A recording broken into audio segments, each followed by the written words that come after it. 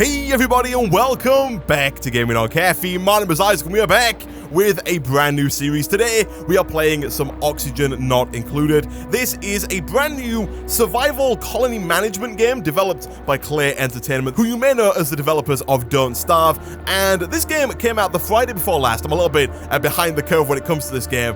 In an early alpha form. It's not on Steam Early Access, it's on Steam in alpha form. They did a weird release, and I'm not going to go into it. I'll put a link in the description to where you can buy it if you would like, because for some unknown reason, if you type in Oxygen Not Included directly into the Steam search bar, it comes up with a page where you can't buy it, but then there's another page where you can buy it. It's a whole thing, but that's not why we're here. We're going to start a new game. I have played this game a little bit. You can see here, resume game. I've got to cycle 18, which is basically 18 days. And so this game is all about starting a colony, basically, with 3 people, and then expanding, sustaining, and basically just surviving as long as possible and making sure your colony just continues to grow and your people don't die. That's basically how the game works. And as of right now, in its early alpha form, I don't think there's a way of quote-unquote beating the game. You just kind of play it until you die, and I think in its current build, you just kind of do die. I don't think there is a way to sustain yourself indefinitely, at least not that I know of. I haven't seen anybody on like cycle 300 yet, but I might be wrong about that. There may be some really pro players out there already who have got a lot further than I have. But we start by assembling our crew. So we can rename these people, and each of them have attributes, they have traits, and they have like additional information down at the bottom here, as well as a little bit of flavor text. You can shuffle each character, so if you don't like a character, for example, if I don't want the level 6 technician, I can go ahead and shuffle, and you can shuffle as many times as you like until you get somebody who you think is good. Now, you'll notice here that the lower the level is, the better they are at kind of everything. So we've got Rowan here, who is very good at a lot of things, but doesn't really excel in one particular thing. Whereas over here, we've got Nicola, who is an architect who has +8 construction. So they're a lot better at construction than anything else. Whereas Rowan is a lot better at kind of just everything in general. And I think from what I've played, I think it's better when you start to go with the lower level people. As tempting as it might be to try and shuffle until you get like a level 10 scientist or a level 10 builder or a level 12 miner even, who's really good at digging, which is actually quite useful in the early game. If you look down at the bottom here, they've got their decor expectations. And the way that works is your people become stressed if they don't have certain requirements met, if things are too bad for them down in this like cave that we're going to start in. And the people who are higher level have much higher decor expectations. So when you start, you have no decorations, you have nothing in this like cave that you start in. And so these people tend to become pretty stressed pretty quickly. And you'll see down here that Ruby's stress response is vomiter. So she will vomit when she becomes stressed. Other people will destroy stuff. So you'll see here, this person becomes destructive when they get stressed. This person's a little bit better. Their decor expectation is -10. But I find that the people who are lower levels and are kind of multi-purpose are quite good for when you start out. And as you go forward, you can get more and more, I think they're called duplicants. These guys, I think they call them duplicants in the game. And you can get more and more of these duplicants as you go forward. They also have traits. You can see that everyone has like a positive and a negative trait. You can see that Rowan here has diver's lungs. This duplicant may have been a talented opera singer in another life. Air consumption rate is -25 G per S. I think that's grams per second, but don't quote me on that. So basically, this person consumes less oxygen or less air, which is actually a huge deal in this game, as you may have assumed from the title. But then his negative buff is that he is narcoleptic. This duplicant can and will fall asleep at any time in any place, which is not necessarily the best thing. So they could be working on something, building something, mining something, and then they'll just fall to sleep, which is not necessarily the best thing in the world. So I'm going to shuffle these a little bit here. I'm going to go for people who are kind of lower level, more jack of all trades, like Rowan is here. I might switch up Rowan because I don't like the narcoleptic side of things, but in my previous, I kind of like this level 2 runner. He's a yokel. The duplicant isn't the brightest star in the sky, cannot perform research. Okay, but he's a night owl. The duplicant does their best work when they ought to be sleeping. His decor expectations are nice and low, and then he is destructive when stressed, but that's not necessarily too big of a deal. Obviously, everybody does bad things when they're stressed. So I'm going to keep this guy. I might switch out Rowan in a second, but then we are going to switch out this person as well. I don't want anybody with, like, very bad debuffs. Physician, level 2 physician. Yokel again, not the brightest star in the sky. And then an early bird. The duplicant wakes up fresh and feels efficient in the first part of the day. Add 2 to all skills. That's actually pretty good. Destructive when stressed, that's fairly normal. I think we're going to keep this. We do have 2 yokels, which means we are going to have to focus on Rowan when it comes to the science. You know, I'm just going to rename this guy real quick to, let's call him Steven the Science Man. There we go. I'm just the best when it comes to name. We'll call this guy Paul the physician. There we go. And then this guy can be, a name beginning with R. We'll call him Ryan the Runner. Sure, there we go. Perfect naming. Then down at the bottom here, you can name your colonist. You can either name it yourself, or you can go ahead and just click this little random button, and it will go ahead and pick a name for you. The Not So Deadly Planet sounds perfect to me. So without further ado, we are going to embark and land in this little cave here. We've got this portal. Alert! Your crew is awoken miles beneath the surface of an unfamiliar terrestrial body. Oddly enough, they have no recollection of how they got there. It might be best to start digging. Alright, so I'm going to go ahead and I'm going to pause the game right away here, just to kind of give you guys a quick rundown of what's going on around the screen here for those who haven't played the game or haven't seen the gameplay before. So up in the top left here, we have our cycle. This is how many days have passed since we started our colony. Right now, we are on cycle 1. Very Don't Starve, like the kind of clock face goes around here, and then it will start again. There's no, there is a day and night cycle, but it doesn't really matter quite as much as it did in a game like Don't Starve. You know, there are no monsters that I know of that come and attack you when the night comes. Mostly it's just during the night, your duplicants will sleep, and then during the day, they'll get some work done. Unless they have that night owl trait where they work a little bit into the night, or unless they're the people who will just randomly fall asleep during the day. Those people will, of course, sleep at slightly different times, but that's what we have up here. Over here, we got obviously play and pause for starting the simulation, and then pausing things. We can speed things up. At the top, the number of duplicates that we have. Right now, we have 3. As the game goes on, you'll see here, we got the printing pod, and it says next duplicate will arrive in 1,490.13 seconds. Not quite sure why they went so accurate on the time there, but that's how long it will be until we get our next duplicate. We can speed that up by speeding up the process of the game. When you speed this up, that timer goes down faster than 1 second per second, if that makes sense. You can also see the current temperature, and then also up here we've got this little like brain icon. That is the stress level of the most stressed person in the colony. You can see it says highest stressed. We can also see everybody's stress going there. Right now, everyone starts at 5% stress. If we see this number get quite high, there are some things that we can do to kind of lower the stress of whoever is the most stressed. Next to that, we have our colony's food. Right now, we've got 20,000 calories in this little crate here. I believe each colonist uses about 1,000 calories per day, and so right now to sustain these people, we need about 3,000 calories. I might be wrong about that. They might eat a little bit more, but to the best of my knowledge, each colonist will eat 1,000 calories. I think we might even be able to adjust how many calories they eat. You can actually get quite far into kind of the management of this game and manage people to quite an extent. You can see if we click on anybody, we get a full list of their stats and their current needs, which is quite nice as well. Over here in the top right, we can see jobs. Now, in this game, you don't actually control each and every colonist kind of directly. And what I mean by that is that you don't, for example, click on Ryan the Runner and say, Ryan, go and break me these 4 blocks. You will just select these 4 blocks to be broken, and somebody will go and do it. Now, the jobs menu here is to kind of prioritize different people to do different things. For example, if I don't want Ryan the Runner to mine things, I can go over to dig and I can uncheck this. So now under no circumstances will Ryan the Runner dig. It will automatically assign one of the other 2 duplicates to go and do that job and allow Ryan to do something else. So for example, if he's cooking or if he's making art or if he's researching, which he can't do because he's the yokel, then he will do that instead of digging. But for now, I'm going to let everybody do everything, so you can get quite granular when it comes to what you want each of your duplicates to do based on their skill set. But for the time being, we've kind of gone for 3 jack of all trades, so we're going to do pretty much everything around the base. We then have the vitals, which shows us how everyone's doing, their stress, their fullness, and here is what I was talking about with the calories. You can limit how many calories they eat per day. Maybe they eat 2,000 per day. 1 second. Does it show me on here how many they eat per day? Yeah, calories, 2,986. Is that how many they have or how many they're going to eat? I'm not quite sure. Maybe they eat a lot more calories than I thought. They do eat negative 1.7 calories per second. That's not a very helpful statistic, but that looks like what the default rate is here for all of our duplicates. And like I said, we can go ahead and limit the amount of calories that they eat per day per person, but it looks like they might eat 2,000 calories per day per person, which is more than I thought, but not something that's unmanageable by any stretch of the imagination. We then have reports over here, which tells us about our oxygen usage, our power wasted, all kinds of stuff like that.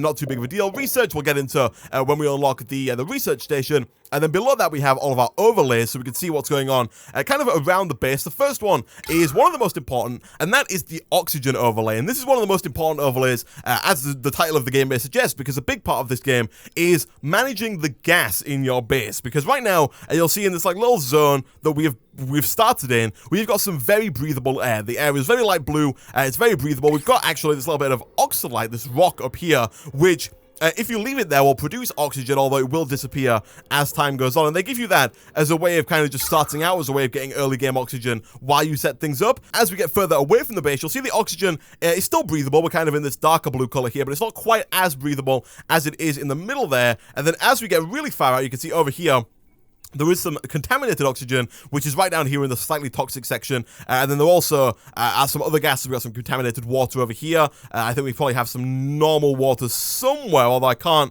quite see any. This right here is a vacuum. There's nothing in there whatsoever. And as we go further along, we'll see more different gases like some hydrogen, we'll see some chlorine, we'll see some carbon dioxide, all of which are kind of different levels of breathable, but most of the time they're just not breathable. If it's not blue or light blue, then your people shouldn't really be working there or staying there for long periods of time, but we're probably going to end up having to put our people in those situations just because we need to access resources or build things in some barely breathable or unbreathable or slightly toxic gas, which is why it's quite useful that Steven the Science Man inhales less oxygen than everybody else. He's probably going to be able to spend more time in unbreathable or very toxic environments than anybody else because he doesn't need quite as much oxygen as everybody else to function. The rest of the overlays are a little bit less important for the time being. We've got a power overlay which shows all of our power wires connected to all of our machines. We don't have any right now.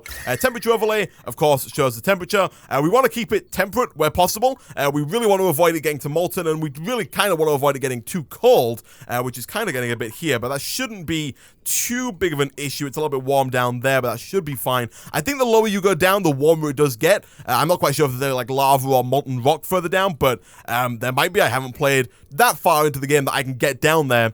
Over on this side, we have the light overlay. See how light everything is, which does affect a couple of things in the game. We also have liquid plumbing. Water is going to play a very important role in getting us oxygen, as well as allowing us to plumb stuff like our toilets and showers and stuff like that. And also, actually, whilst I talk through this, also, if the WASD keys are very quick in this game. You can move around in two different ways. You can use WASD, or you can use the right mouse button. You can kind of click and drag. I find the WASD moves a bit too quick, and so I apologize if I accidentally do this while I'm playing and I just kind of move really quickly around the base. I don't mean to. I'll probably use the mouse button for the most part here. But what I'm going to do real quick, I'm going to select dig, and I'm going to have my duplicates just like dig out a nice big area over here whilst I kind of walk through the rest of the UI here. So we've got gas plumbing, which works in a very similar way to the water plumbing. We've got the decor overlay. You can see right now we've got apparently high decor in this area here. The duplicants quite like this little portal that we've got. And then finally we have priorities, which is another way that we can kind of manage what our duplicants work on. For example, I've told them to dig out this area over here. If I wanted them to dig out this area as well, but I wanted them to dig this area first, what I can do is if I go over to prioritize here at the bottom, I can select a priority between 1 and 9. So if I select 6, because 6 is higher than 5, if I go ahead and do that, that's going to bump up the priority of this task to 6, and that is going to make sure that these guys go and make sure that this gets done before they start working on any more of this. So they're now all going over and doing that before they continue working on the priority 5 level stuff. And that kind of nicely brings me down to this bottom section here, which, as you may have guessed, is how we tell our duplicants what to do. So we can select dig, which is how we get them to dig out big areas. Harvest is how we get them to harvest crops. Prioritize is, I've just showed you how it's used. We can use it to prioritize different tasks. Sweep allows us to pick up these little bits that are being dropped on the floor. You'll see as they're breaking this rock, they're not putting it anywhere because they don't have anywhere to put it.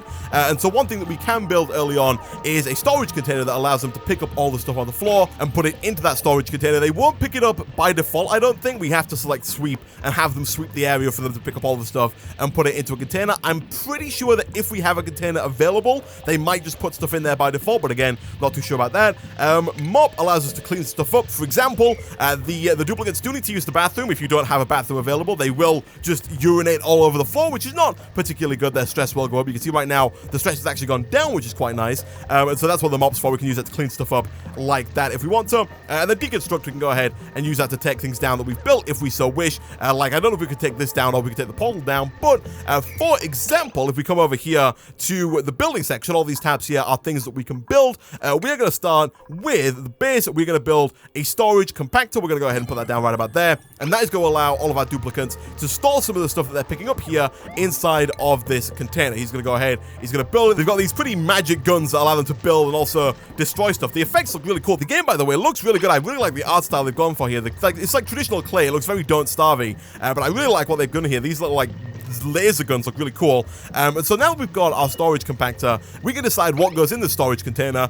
Later on down the line, we might want to like specify seeds. For example, if we have a room set up where we're growing all of our crops, we can specify that only seeds get put into the storage compactor in the seed room. For now, I'm just going to say put everything in there because we don't really have enough of anything to specialize. And then what we're going to do is we're going to go ahead and we're going to sweep. We're going to sweep this whole area here. We're going to have them pick everything up and stick it into our storage compactor. You may have seen there that this guy here, Paul the Physician, was a little bit low on oxygen, and that is because if we go over to our oxygen map, there is some carbon dioxide that has emerged from us breaking all the rocks over here, and probably also just from the duplicates breathing in general. Now, one of the things about carbon dioxide, I'm not quite sure if it tells you here, but carbon dioxide is heavier than oxygen, and so one way that you can kind of get carbon dioxide out of the way of your duplicants is by building tunnels that go down. So if we look back at the oxygen map here, we can see our carbon dioxide is here, and down here we've got an area of some very breathable oxygen. I would like to have found a vacuum. The only one that I can see is like this one. What have we got over here? This water?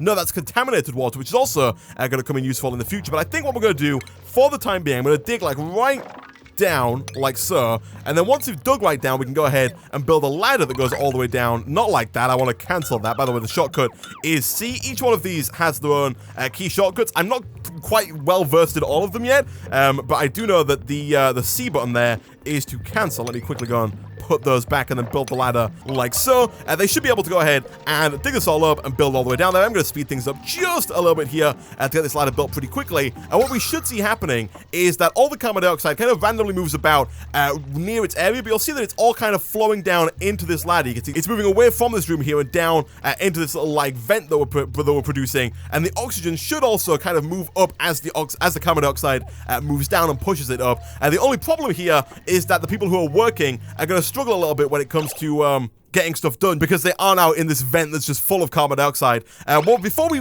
like focus too much on that, what we should do really is start to focus on some of the needs of the people. You'll see Steve the Science Man, is he the one? Yeah, he's narcoleptic, so he's just sleeping in the middle of the day. Is this full already? It is. Wow, that's already full. We've got a lot of sandstone, a little bit of sand, and also a little bit of dirt. We should definitely focus on getting an outhouse. This is a toilet that they can use. It doesn't require any plumbing of any kind. I'm going to put this... Ooh, okay, I would like possibly to put this down here. It's a bit of a trek for them to get there, and it's going to be... Ooh, it's going to take a little bit of time to build all the way down there, but if we can do that, it's going to allow us to have the outhouse just kind of out of the way. We don't really want it near to where they do all of their work, because otherwise it's going to pollute the area, and I don't think they like just being around it in general. It's a bit of a mess. I'm not quite sure why they left this, but I'll go ahead and dig that out as well real quick. They should get this ladder going all the way down. We do have some more oxalite down here, which is always good. That's going to allow us to get a nice supply of oxygen for at least a little amount of time. We should also look at getting them some beds as well, which I think is under furniture. Yeah, we can get a cot. Each person, they don't need a cot. As you saw just then, Stephen the scientist did just sleep on the floor, but I'm going to go ahead and build 3 beds here to allow these people to sleep for the time being. When you select certain things... Oh, look, we didn't get the beds built in time. That's fine. They don't seem to have a problem sleeping on the floor, but I think it probably is better for their stress and maybe some other statistics if they do actually sleep in a cot that's in a well-oxygenated area. And as you can see, the carbon dioxide is nicely moving down into this new area over here. It's like sitting at the bottom. We'll probably move that again, maybe down into here. We're probably going to want to set up like a big old area for all of our unwanted gas. We're going to pump out all of the unwanted gas to make sure that the base that we set up for our duplicants is as breathable as possible. At least that's the plan. All right, the beds are set up. They're working on getting this stuff set up down here. These guys are going to need to pee pretty quickly. Hopefully, they're going to eat now. We do get started with a ration box over here, which is where all of our calories are stored. We do need to start working on getting some more food fairly quickly so that we can keep all of our colonists alive and well, because if they do starve, then they do die. And although we do get more, it's not necessarily the best thing. You can see they all need the toilet now, so hopefully we can get this built before one of them just starts taking a leak on the floor. Whilst they're building that, let me go ahead and see about building some other stuff. One thing we do want to get going fairly quickly here is under food. We want to get the microbe muncher, which produces low quality food for duplicants using common ingredients. Now for this, we're missing raw metal. We're missing 400 kilograms of raw metal. I think we can get that from stuff like this copper here. We might have to go and try and grab this copper. Yeah, you know what? Let's grab the dig tool and let me do something like this. They are going to fall into the void here, but that is where the tiles come in. We're going to go ahead and actually we're going to make the whole floor here out of tile just so things look a little bit nicer. Didn't want to do that or that, but that's fine. We'll go ahead and hit play, and they're going to start digging that out. Once they get to the metal, we can go ahead and make our microbe musher, which is going to allow us to turn certain materials that we find around the area into food for our people to eat. It's not particularly good food, mind you. Early on, it's not good at all. You can see they are using the outhouse here, so hopefully there is no... Oh no, look at this. Somebody couldn't wait. Somebody couldn't wait. Oh no, who was it? Who was it? Was it you, Stephen? Or Paul? I don't know. I know for a fact that Ryan was just down here in the outhouse, but somebody has taken a leak, and now it's gonna... Oh, look at that. It's all over here. It's dropped down into the pit. Oh my goodness. Okay, let's mop it up. All right, we're gonna mop like this whole area, and then we're gonna have to mop like all the way down here, and then like across here. Flippin' heck. Look at that. It's gross. It's dripping down the ladder. Flippin' heck. Oh, that's not good. That is not particularly good whatsoever. What is going on here? Unassigned... Oh, there we go. It's missing foundation. That's fine. That's fine. It's all built. It's doing its stuff, and they should get some of this metal fairly soon here. And then, what else do we want to start working on? We've got a medical cot over in the medicine area if somebody gets hurt. As for everything else, we can't build a whole lot yet. I think we have to get this metal before we can start working too much on some other stuff here. So let me go ahead and G and like grab all this there. By the way, the G is the shortcut for dig. I thought it might have been D, but D is WASD, so that doesn't work whatsoever. But one of the first things we want to work towards is getting the research station. You'll see again, we're just missing some raw metal for that. But once we have the research station, that's where the game kind of opens up, and we can start unlocking some of the other stuff that we can build throughout kind of the research tree here and start to progress on and make our colony just as efficient as possible. So I'm going to grab the research station, and I think for the time being, I do want to try and make sure that the base looks fairly good. So they can't dig that out just yet because they can't reach it. So I'm gonna just quickly kind of cancel that. Let me think about this. How do I want my base to look? I'm thinking that we're gonna go for 4 high rooms, at least for this one. So I'm gonna build like a room just above like this. So we're gonna hit play. We're gonna get them to build all this, and what we'll do is we'll kind of just have this ladder, I think, go a bit further up, and then we'll dig out just like a nice big area. Do we need to go...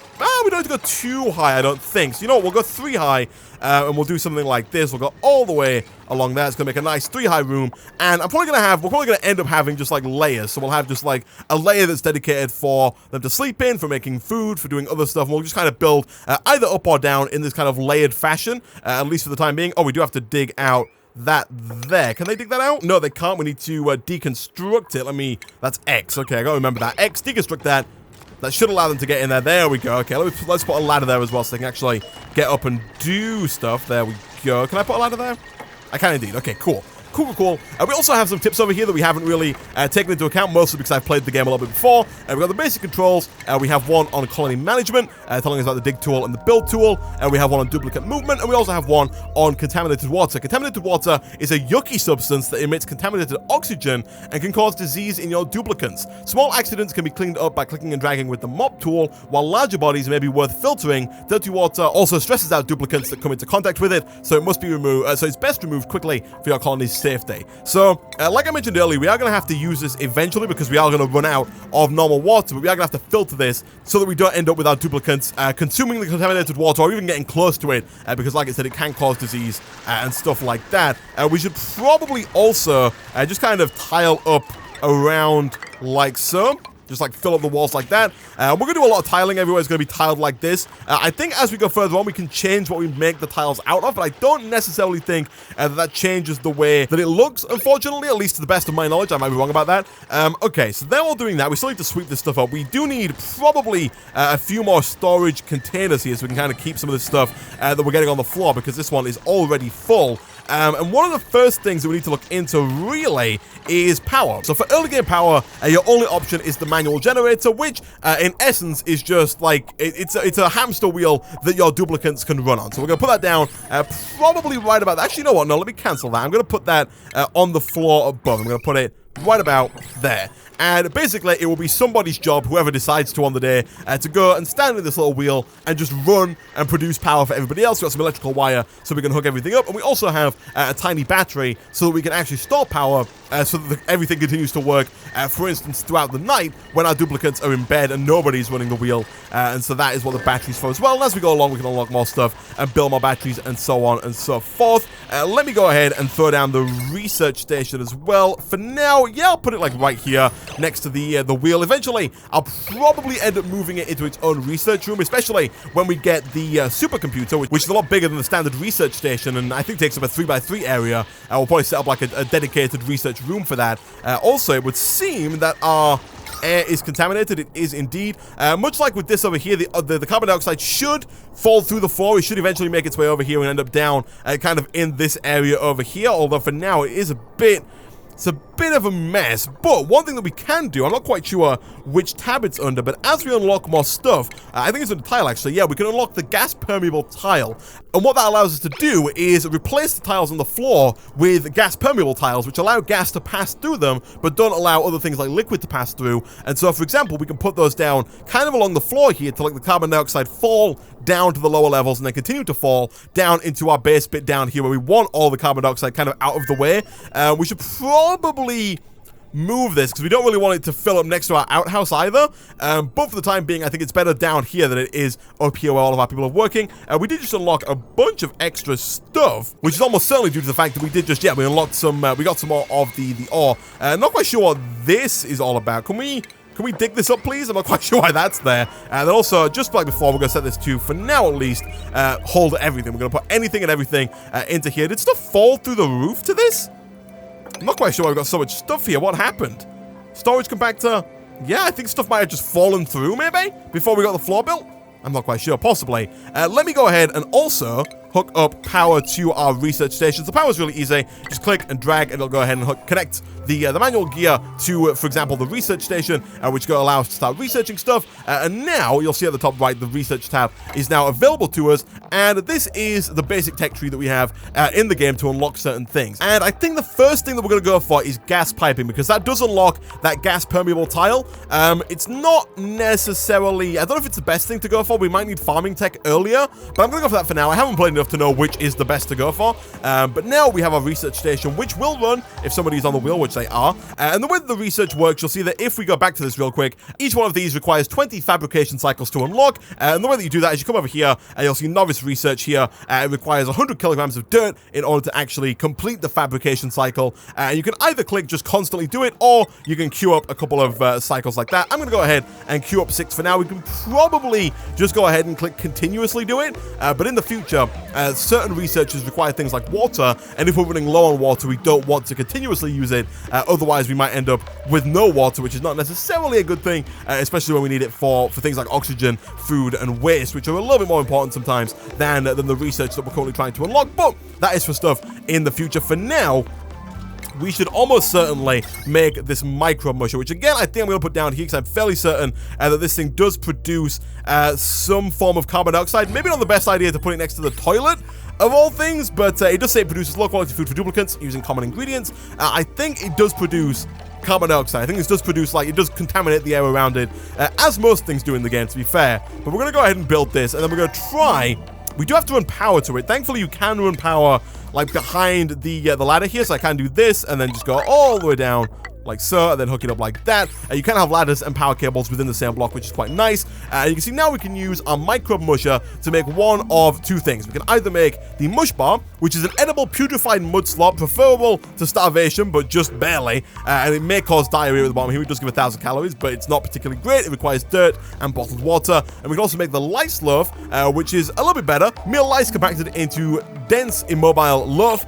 This one is, it uses some meal lice, which I think we grow, if I'm not mistaken, or it could be, yeah, I think we grow it. I think it's this stuff. We got meal wood, which I think will grow meal lice. I'm not quite sure, but I'm fairly certain we grow that, and that's like a better food source that we can grow, but we do have to wait for it to grow, so it does take a little bit more time on that front there. You can see we are working on the science here. We're getting stuff done. Ryan the runner is running his heart out, getting our electricity up and running here, and then whoever's left, I can't remember the name, it is Paul the physician, is currently working on getting this micro musher up and running, and once it's done, we will go ahead and fabricate a couple of these mush bars. We need dirt and bottled water. Right now, we can go ahead and schedule it, but we don't have any bottled water to actually make this happen. And so what we are going to have to do here is dig out a bit of a pathway so that they can access the water that is over here and then bring it down using their guns to actually get the micro musher up and running, which they should be able to do fairly quickly here. They're both working on getting the water. Once they've got water, they're going to suck it up like that, take it down,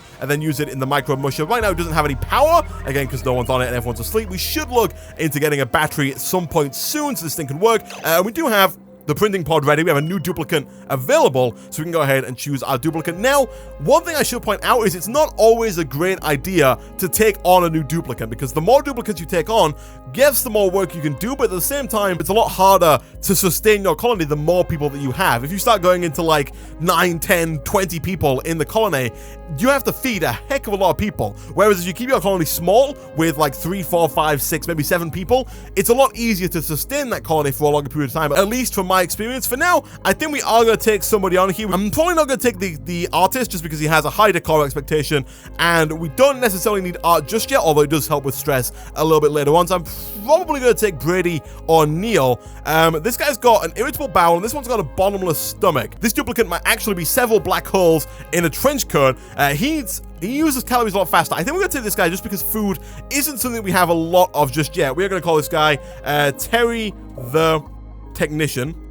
And the technician's actually a pretty good thing to have, because we do need somebody who is a little bit better at working on researching stuff, and that is what Terry can do for us. It does mean that we are going to have to get another bed up and running, but that is fine. I'll probably move the beds as well, maybe up this new layer at some point. And also, there are some little, like, creatures around as well, which I haven't looked into too much. I don't know if this one is friendly or not. It doesn't look particularly friendly. It looks like it's got some pretty harsh teeth, but I'm not quite sure whether that's true or not. Let me get a new bed going here real quick. We'll go to base. Oh, no, it's not under base. It's under furniture. Let's throw down a cot. We can also make a massage table, which is going to allow us to reduce the stress of people who are stressed. You can see right now, Terry the Technician is the only person in the base who is stressed, and we're doing a fairly good job of keeping everybody kind of alive for the time being. Ryan the Runner's working on getting some food for us, which is good. We're definitely going to need that because we are running a little bit low on calories here. We've got 12,000 left, but that is fine. For whatever reason, Steven the Science Man decided to replace Ryan the Runner when it comes to, oh gosh, yeah, there he goes, eating that stuff. Again, not necessarily the best thing in the world, can cause diarrhea, and we do want to keep an eye on the outhouse. We do have to clean it every so often. It's got 8 visits remaining, but I think if we clean it, that number does go up. How are we doing on the gas front? We're doing okay. We are still waiting to unlock this stuff. Let me go ahead and queue up a couple more fabrications here. How are we doing on this one? We got 6, and once we get to 20, that is going to allow us to start building those gas permeable tiles, which we're going to need to move all of our unwanted gas like carbon dioxide a little bit further down. But for the most part, things are actually going fairly well here. We've got power going, we've got research going, we've got somebody making food, and we've got somebody who seems to be moving the water, I would assume. Yeah, he's bringing all the stuff that we need. Look how horrible these look. Ugh. The sound that he makes as well. Oh, it's horrible. It's actually horrible. Oh, that's not good. What we should possibly do... I mean, I guess they should maybe put this in here. Yeah, they should probably put the food in there, I assume. Sweet. Can we go put that back in the box, please? Paul? Maybe? He picked up some dirt. Is he going to put that back in?